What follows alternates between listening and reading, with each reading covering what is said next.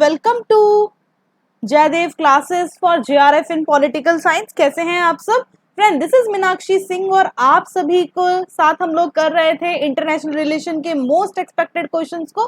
तो चलिए, जो कल क्वेश्चन जो मैंने आपसे पूछा था, which event ended the 30 years of war in Europe and is regarded by many as a key event using in the contemporary international system, तो इसका राइट आंसर क्या हो जाएगा? क्वेश्चन नंबर 11 मैंने कल आप लोगों को दिया था और काफी स्टूडेंट्स के मुझे आंसर मिले। तो यस, इसका राइट आंसर होगा option number A, the peace of Westphalia. तो peace of Westphalia is the correct answer. तो आज का नेक्स्ट क्वेश्चन है, which one of the following 4 tiger was closely connected to Japan historically and economically? निम्नलिखित में से कौन सा 4 टाइगर ऐतिहासिक व आर्थिक रूप से जापान के साथ निकटता से जुड़ा हुआ है? तो पहला है दक्षिण कोरिया, दूसरा ताइवान, तीसरा हांगकांग या चौथा सिंगापुर। इसका करेक्ट आंसर क्या होगा? इसका राइट आंसर होगा ऑप्शन नंबर ए, साउथ कोरिया। तो साउथ कोरिया अगर आप देखोगे तो ये 4 टाइगर वॉज मोस्टली कनेक्टेड है जापान से historically and economically. Next question, the economic performance of the 4 tiger of Asia in 1980s gave rise to which of the following? Indo-Pacific, ASEAN, Asian country, Pacific Rim। तो choose करना है correct answer. Options यहाँ पर दिए हुए हैं। 1980 के दशक में 4 टाइगर्स ऑफ एशिया के आर्थिक प्रदर्शन ने निम्नलिखित में से किसको उत्पन्न किया? इंडो पैसिफिक को, आसियान को, एशिया सेंचुरी या पैसिफिक रिम? तो इसका राइट आंसर क्या होगा? इसका राइट आंसर होगा Asian country and Pacific rim is a correct answer. यानी ऑप्शन नंबर क्या हो जाएगा? Option number C is a correct answer, है ना। ऑप्शन सी इसका राइट आंसर होगा। इसमें क्या होगा? एशियन सेंचुरी और पैसिफिक रिम जो है, ये अगर आप देखोगे तो ये हो जाएगा आपका राइट आंसर। 1980 के दशक में जो 4 टाइगर्स ऑफ एशिया के आर्थिक प्रदर्शन ने किसको उत्पन्न किया? तो एशियन सेंचुरी और पैसिफिक रिम को। ओके, सो नेक्स्ट क्वेश्चन है कि which one of the following country was labelled by US president George W Bush as axis of evil? निम्नलिखित में से किस देश को अमेरिकी राष्ट्रपति जॉर्ज डब्ल्यू बुश ने एक्सिस ऑफ इविल नाम दिया था? तो ये साउथ कोरिया है क्या, China, North Korea, Singapore? So right answer क्या होगा इसका? करेक्ट आंसर होगा option number C, North Korea. ठीक है, नॉर्थ कोरिया अगर आप देखोगे तो अमेरिकी राष्ट्रपति जॉर्ज डब्ल्यू बुश ने एक्सिस ऑफ इविल किसको कहा था? नॉर्थ कोरिया को कहा था। ध्यान रखिएगा, उत्तरी कोरिया। नेक्स्ट क्वेश्चन है क्वेश्चन नंबर 15। यहाँ पर अरेंज करना है असेंडिंग ऑर्डर में।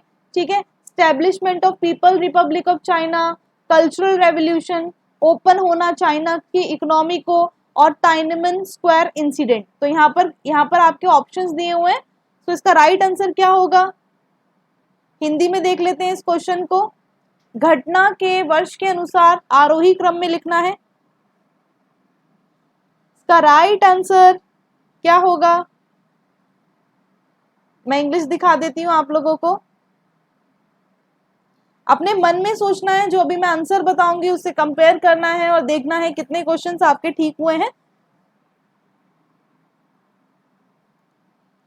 तो जब हम बात करते हैं पीपल्स रिपब्लिक ऑफ चाइना की, ठीक है, तो जब हम बात करते हैं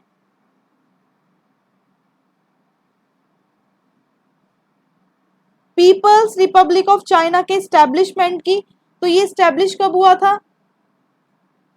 ये आपका स्टैब्लिश हुआ था, अगर आप देखोगे तो ये स्टैब्लिश हुआ आपका 1949, है ना। ये अक्टूबर 1949 में स्टैब्लिश हुआ। तो चाइनीज कम्युनिस्ट अगर आप लीडर देखोगे, ठीक है, तो इन्होंने ही क्रिएट किया था पीपल रिपब्लिक ऑफ चाइना को।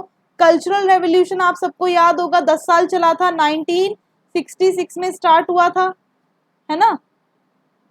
कल्चरल रेवोल्यूशन आप देखो तो कल्चरल रेवोल्यूशन 1966 में स्टार्ट हुआ और कब तक चला था? 1976 तक चला था, है ना। Very good. तो ये ध्यान रखिएगा, 1966 में स्टार्ट हुआ, 1976 तक ये चला था। उसके बाद आता है चाइना की इकोनॉमी ओपन कब हुई, है ना। ओपन अगर आप देखोगे जो चाइना की इकोनॉमी है तो वो ओपन कब होती है, इसका जो करेक्ट आंसर होगा 1978। 1978 में चाइना ने अपनी इकोनॉमी को ओपन किया था, ठीक है, ये ध्यान रखिएगा 1978 में। और जो लास्ट अगर आप देखोगे आपका टाइनमेन, है ना, ये क्या है टाइनमेन, अगर आप देखो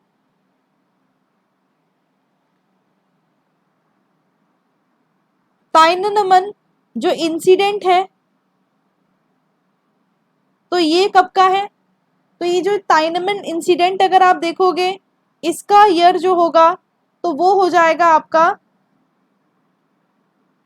1989, है ना, 1989 इसका ईयर होगा आप लोगों का। वेरी गुड, तो ये ध्यान रखना। तो इसके अकॉर्डिंग आंसर देखेंगे, सबसे पहले आपका ए, देन बी, देन सी, देन डी, ठीक है, ए बी सी डी इसका राइट आंसर होगा। आई होप ये क्लियर हो गया होगा।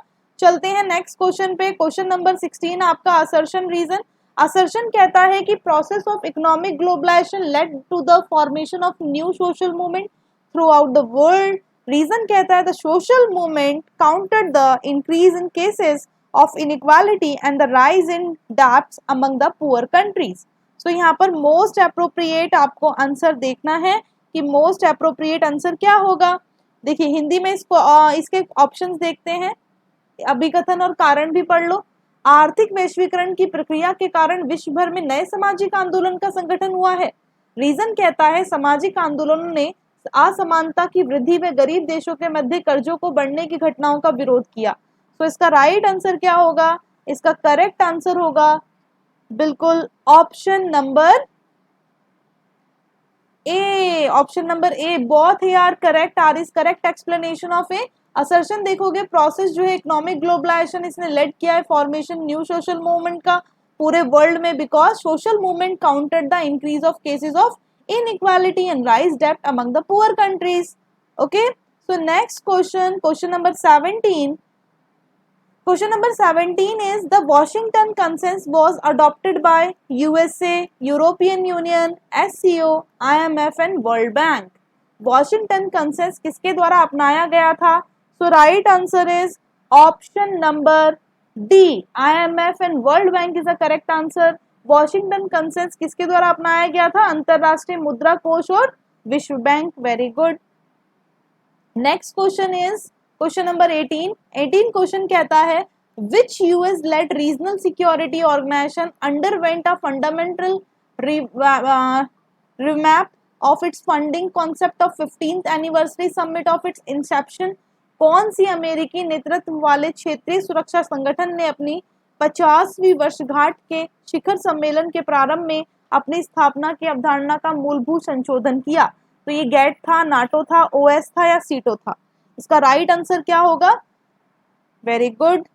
कौन सी अमेरिकी नेतृत्व वाले क्षेत्रीय सुरक्षा संगठन ने अपनी 50वीं वर्षगांठ के शिखर सम्मेलन के प्रारंभ में अपनी स्थापना की अवधारणा में का मूलभूत संशोधन किया? So right answer is option number B, NATO. NATO North Atlantic Treaty Organisation. North Atlantic Treaty Organisation establish, अब देखो तो इसका स्टैब्लिशिंग ईयर 1949 है ना, 1949 में इस्टेब्लिश हुआ था अमेरिका द्वारा। आप सभी को पता ही है कोल्ड वॉर का टाइम पीरियड चल रहा था। इसके ही अपोजिट में वार्सा पैक्ट स्टैब्लिश करता है सोवियत यूनियन, और कब करता है? 1955 में। सो next question, question number 19। Question number 19 is who among the following coined the term third wave in relation to democratic tradition worldwide? कितना अच्छा क्वेश्चन है कि निम्नलिखित में से किसने थर्ड वेव शब्द को विश्वव्यापी लोकतांत्रिक परिवर्तन के संदर्भ में गढ़ा था? तो क्या ये जोसेफ नाय थे, क्या ये डेविड हेल थे, क्या ये सैमुअल हंटिंगटन थे, या ये हेनरी किसिंजर थे? आप सबको मैंने पढ़ाया हुआ है, ये हम लोग डेमोक्रेटाइजेशन में पढ़ते हैं, और डेमोक्रेटाइजेशन जो है आप सभी को पता ही है। राइट आंसर इसका क्या होगा? Option number C is the correct answer, Samuel Huntington. Democratisation के अंदर सैमुअल हंटिंगटन ने 3 वेव्स बताई थी। फर्स्ट वेव में आपका फ्रांस, अमेरिका, ब्रिटेन ये सब आते हैं। सेकेंड वेव में हमारा इंडिया आता है एंड थर्ड वेव में आपके ब्राजील, लैटिन अमेरिका के कंट्रीज जो है, ठीक है, ये आ जाती हैं। तो ये ध्यान रखिएगा, Samuel Huntington is a correct answer. Okay, so next question, identify करना है मेन फैक्टर इसका emphasis the state centric security concept. तो राष्ट्र केंद्रित सुरक्षा अवधारणा में जिस मुख्य कारक पर जोर दिया गया था उस कारक को पहचानना है। So first is economic concern, second is academic concern, third is military bureaucratic concern and four is human development. राष्ट्रीय केंद्रित सुरक्षा अवधारणा जिस पर मुख्य कारक पर जोर दिया गया था उस कारक को पहचानना है ना। तो इसका राइट आंसर क्या होगा? Correct answer is main factor, state centric security. जब स्टेट सेंट्रिक सिक्योरिटी की बात आएगी तो हमारी सीधी बात आएगी मिलिट्री ब्यूरोक्रेटिक कंसर्न पर, है ना। तो राइट आंसर क्या होगा? Option number C is the right answer. तो चलिए आज का लास्ट क्वेश्चन, और ये क्वेश्चन आप सबके लिए है। इस क्वेश्चन का आंसर आपको कमेंट बॉक्स में करना है। Which among the following US administration introduce the empowering local partners to prevent violent extremism in the US strategy. निम्नलिखित अमेरिकी प्रशासन में से किसने उग्र चरमपंथ को रोकने के लिए स्थानीय सहयोगियों को अधिकार देने की रणनीति ग्रहण की थी? तो बुश एडमिनिस्ट्रेशन था, क्लिंटन एडमिनिस्ट्रेशन था, ओबामा एडमिनिस्ट्रेशन था या रीगन एडमिनिस्ट्रेशन था?